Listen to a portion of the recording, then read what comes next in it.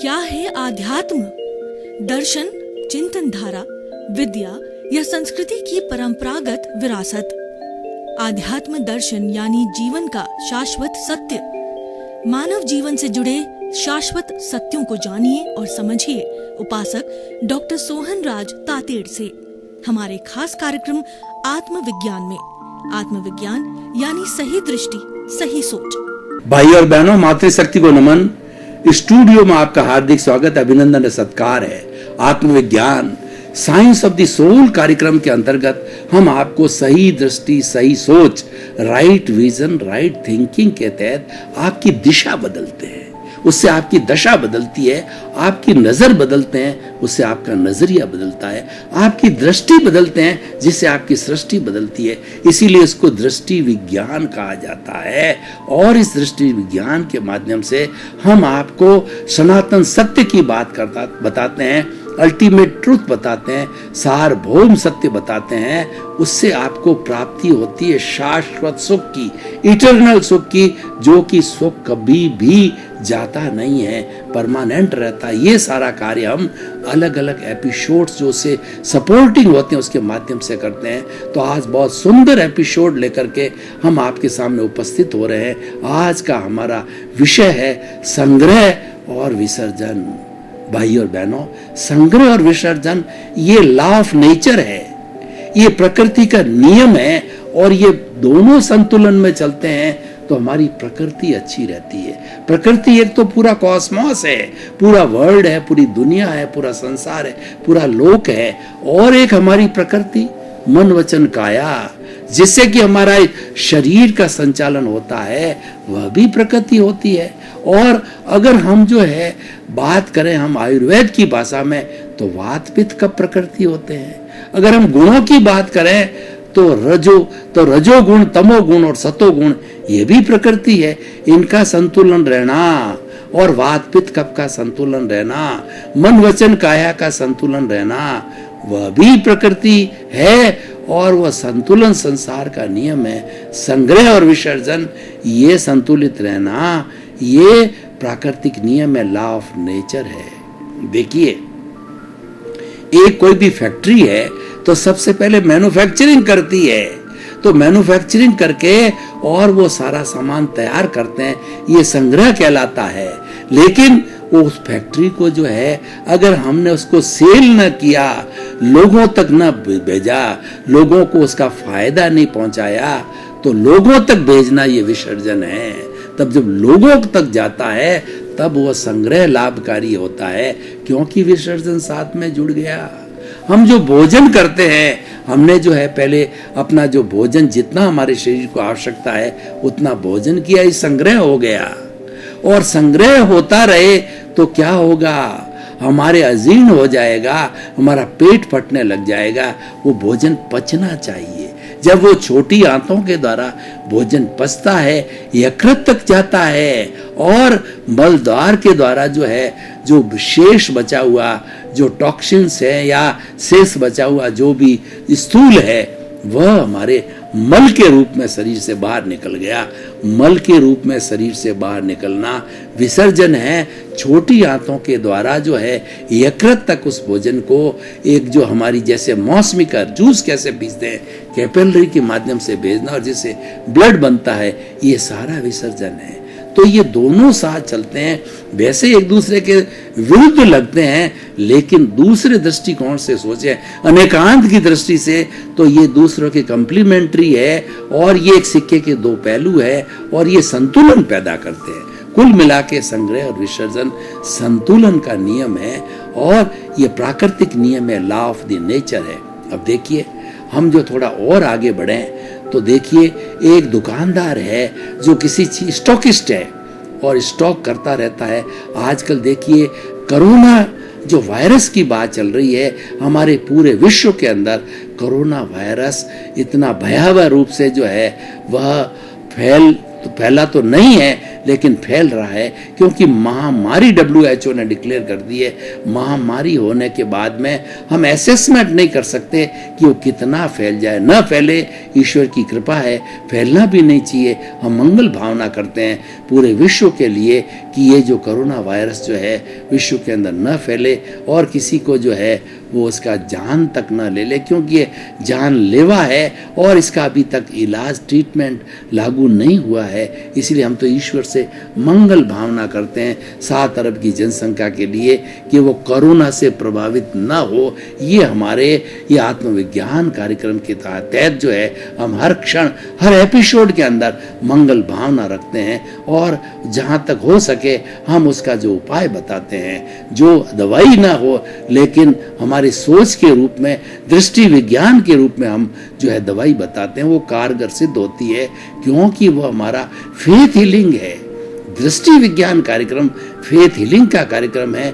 जहां दवा काम नहीं करती वहां दुआ काम करती है। तो हमारा दृष्टि विज्ञान दुआ का काम करता है। जब डॉक्टर हाथ झटक देता है तब हम सब मिलकर दुआ करते हैं और कई बार रोगी का आयुष्य खड़ा होता है तो रोगी वापस ठीक हो जाता है, जिंदा हो जाता है और लंबे समय तक जीता। हमने देखा कि कोमा में कई वर्षों तक जाने के बाद के अंदर भी लोग ठीक होकर के जो जीते हैं और कैंसर की एक्सट्रीम स्थिति के अंदर डॉक्टर हाथ झटक देता है तब भी वो ठीक होकर के फेथ हीलिंग के द्वारा जो है मंगल भावना के द्वारा ठीक होकर के कई वर्षों तक वो जिंदे रहते हैं। इसी तरह से हार्ट का मामला देखिए, हार्ट का 3rd अटैक आ जाता है और डॉक्टर हाथ भी झटक देता है लेकिन कुछ उस तरह का आयुष्य खड़ा हो, क्योंकि सबसे बड़ा जो बल होता है वो आयुष्य बल होता है। तो उसके खड़ा रहने के बाद जो है कोई भी व्यक्ति जा नहीं सकता। हम देखते हैं कि लद्दाख जैसी बर्फ की शिलाओं के अंदर 6-6 महीने तक हमारे जो जवान भाई है उसके अंदर 6-6 महीने तक शिलाओं के अंदर दबे रहते हैं। उनको जो बाहर निकाला रहता है उनका आयुष्य खड़ा रहता है। जो हमारे कुल 10 जो है हमारे 10 तरह के आयुष्य होते हैं, 9 आयुष्य चले जाते हैं। 5 इंद्रियों के होता है, मनोबल, वचन बल, काया बल और आयुष्य बल खड़ा रहता है तो वो जिंदे हो जाते हैं। तो आयुष्य बल प्रबल होता है, इसलिए कहा जाता है कि आयुष्य प्रबल होती है तो उसके अनुसार व्यक्ति जिंदा रह सकता है। तो हमारा विषय जो संग्रह विसर्जन का है, हम बता रहे थे कोई भी स्टॉकिस्ट जो है संग्रह करे और लेकिन वह जो है खाली ब्लैक मार्केटिंग करता रहे, लोगों तक ना पहुंचाए, विसर्जन ना करे, तो ये अहितकर है, ये अवैधानिक है और ये प्रकृति के नियम के विरुद्ध है और सरकार उस पर छापे डालती है और उसका विसर्जन करवाती है, लोगों तक भेजती है। तो वह तो एक मजबूरी हो गई। हमें वैसा कार्य नहीं करना चाहिए कि कोई हस्तक्षेप करे, जनता हस्तक्षेप करे, सरकार हस्तक्षेप करे। हमें तो स्वेच्छा से वैसा कार्य करना चाहिए।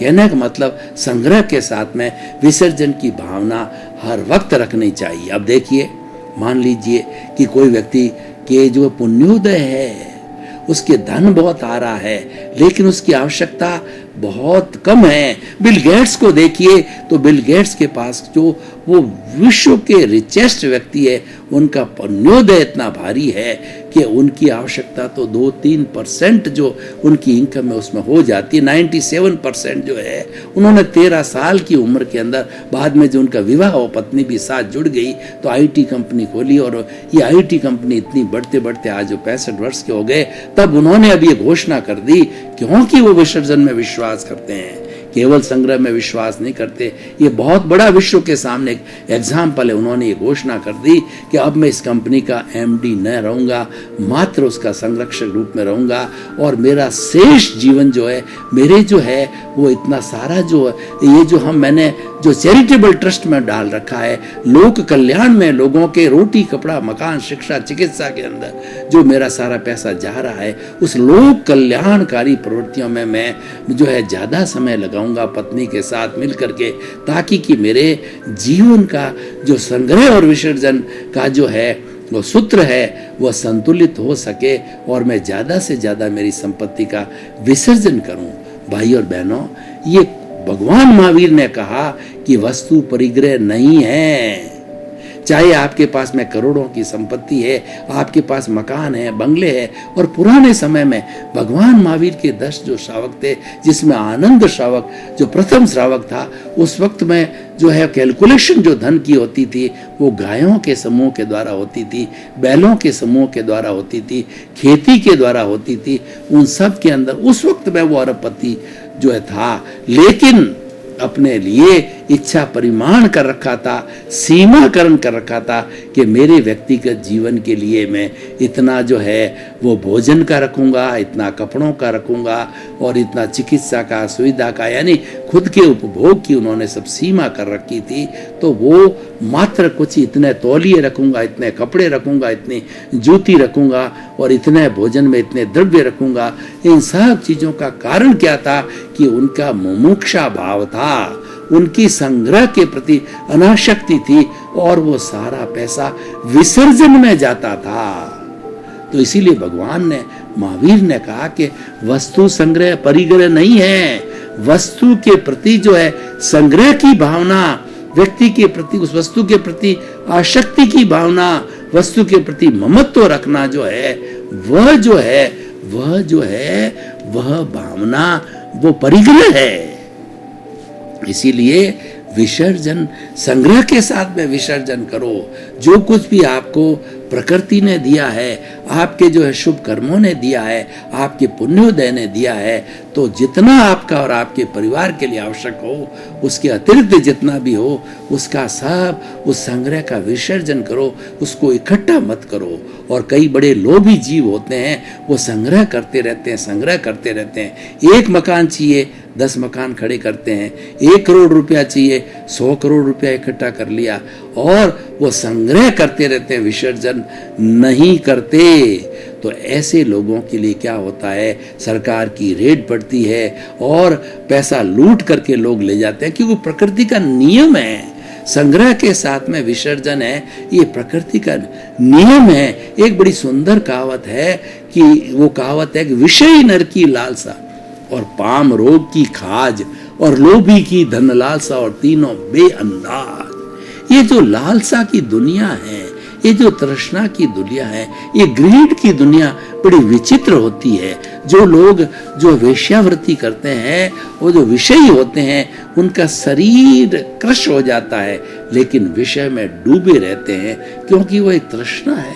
और उसी तरह से पाम रोग की खाज, हमारे पाम रोग हो जाते हैं तो हम खाज करते रहते हैं, लहू लोहान हो जाता शरीर, लहू के टीपके पड़ते हैं तो भी हम खुजलाना नहीं छोड़ते हैं, क्योंकि ये भी एक आसक्ति है और ये एक तृष्णा है। और तीसरा लोभी, लोभ जो जहां लाहा तहां लोभा, जहां लाभ होता है वहां लोभ बढ़ता जाता है। लाभ और लोभ का आपस में गहरा संबंध है और वह संग्रह बढ़ता जाता है, क्योंकि लोभ में विसर्जन नहीं होता है।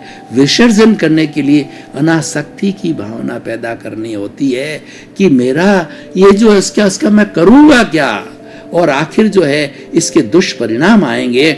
और अगर ज्यादा संग्रह कर दिया तो आपकी संतान लड़ेगी कि पिताजी ने मेरे को कम दिया, बड़े भाई को ज्यादा दिया, छोटे को कम दिया, और आपस में लड़ेंगे, कोर्ट केस करेंगे। उदाहरण दीजिए, ये तो कोकिला माँ की कृपा है कि उन्होंने संग्रह और विसर्जन के फार्मूले से संयम बरत करके और जो है उसको संतुलित कर दिया।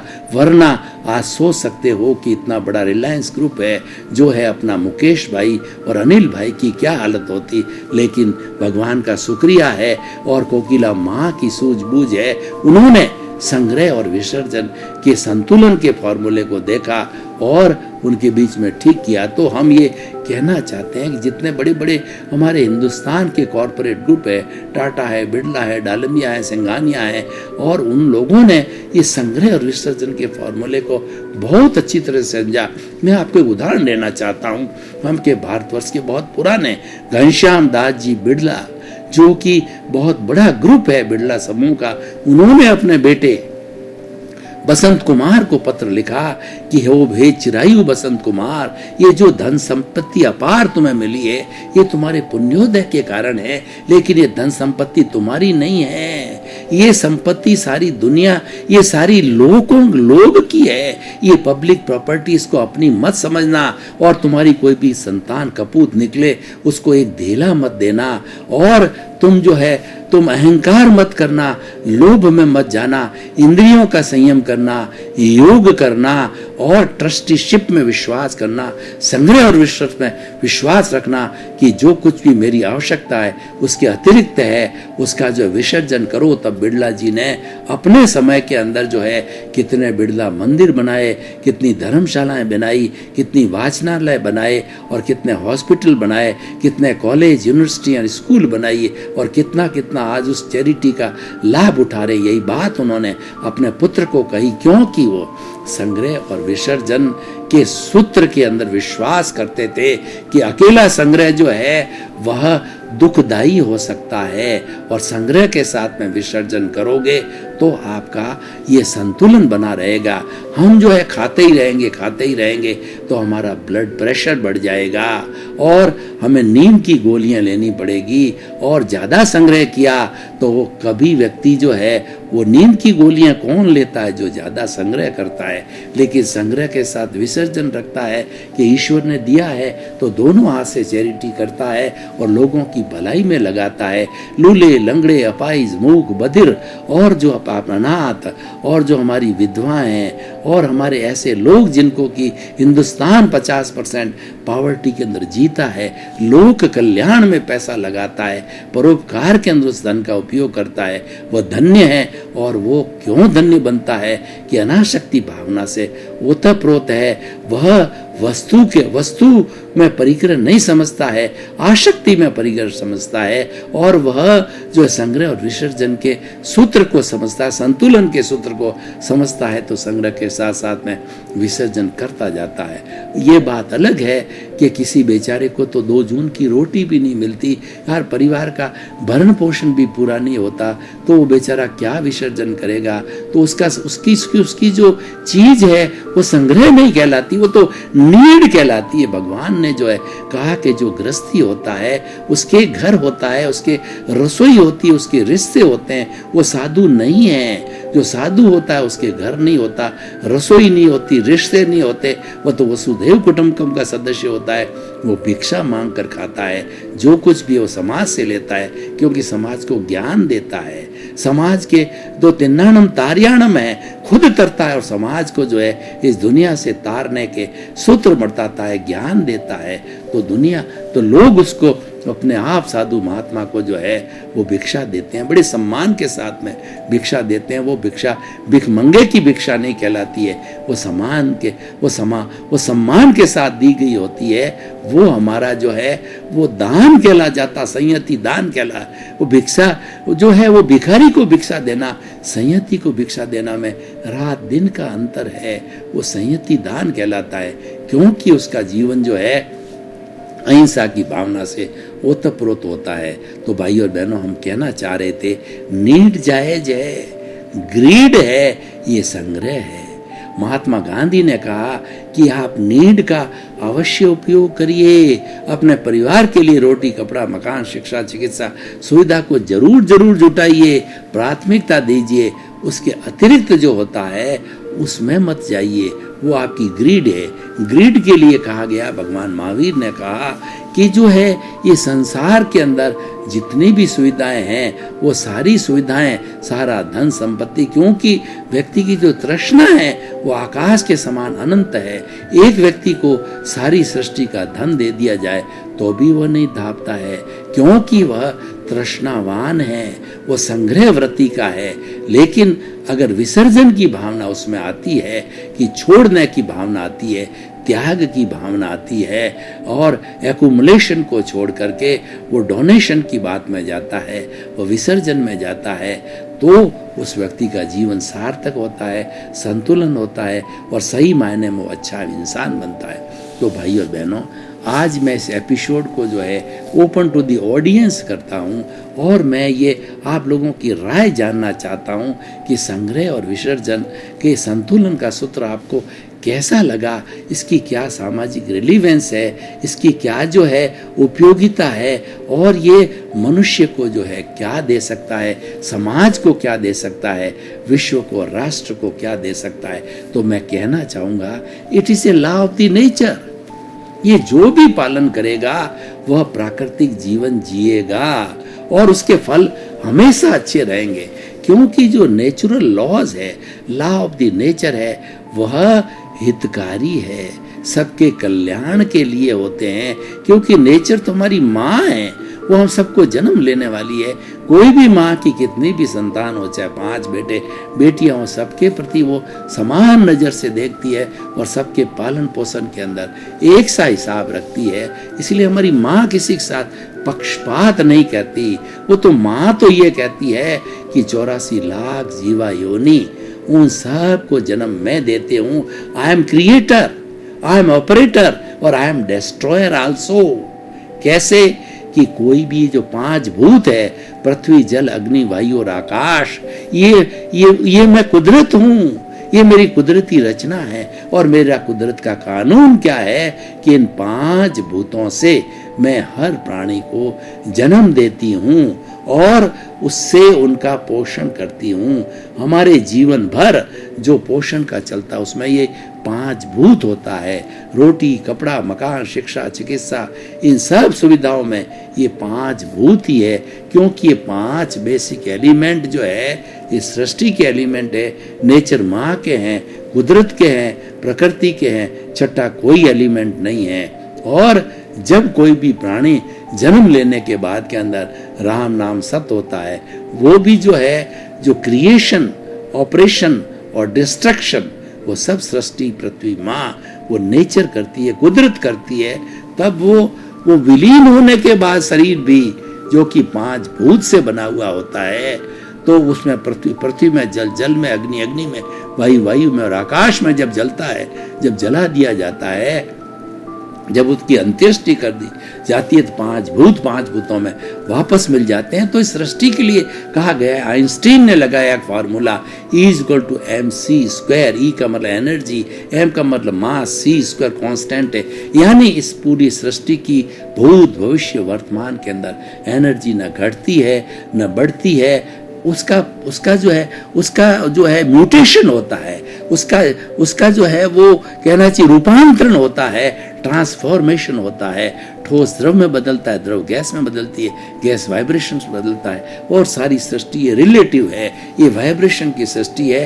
और इस सृष्टि के अंदर सारे 84 लाख जीवा योनि के प्राणी जीते हैं। और जितना हमारा जड़ पदार्थ है, तो हमारा रोटी है, कपड़ा है, मकान है और ये शिक्षा, चिकित्सा, ये जितने भी जड़ पदार्थ हैं, ये हमारे सहयोगी है, ये हमारे साधन है। इसके बिना हमारा जीवन नहीं चल सकता। तो दुनिया जो सृष्टि है, हमारी कुदरत माँ है, जड़ और चेतन 2 पदार्थों से ही जो है वो बनी हुई है। और हर व्यक्ति के जैसे जैसे कर्म होते हैं, उस कर्म के अनुरूप ही वो संजोग जुटाती है और सारा जड़ और जो है चेतन के माध्यम से ही दुनिया चलती। तो हम कहना चाहते हैं कि निष्कर्ष की भाषा में कि 7 अरब की जनसंख्या अगर संग्रह और विसर्जन के फार्मूले में विश्वास करे और इस लॉ ऑफ नेचर को माने तो ये कोरोना जैसी बीमारी को हम विजय प्राप्त कर सकते हैं।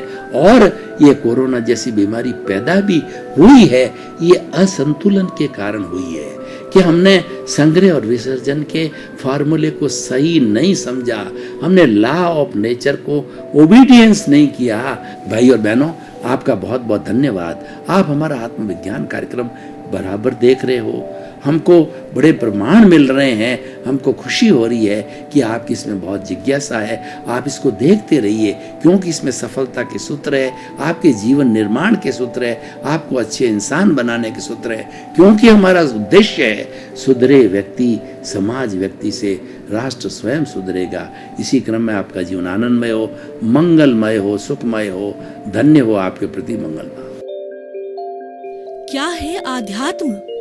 दर्शन, चिंतन धारा, विद्या या संस्कृति की परंपरागत विरासत। आध्यात्म दर्शन यानी जीवन का शाश्वत सत्य। मानव जीवन से जुड़े शाश्वत सत्यों को जानिए और समझिए उपासक डॉक्टर सोहन राज तातेड़ से हमारे खास कार्यक्रम आत्मविज्ञान में। आत्मविज्ञान यानी सही दृष्टि, सही सोच।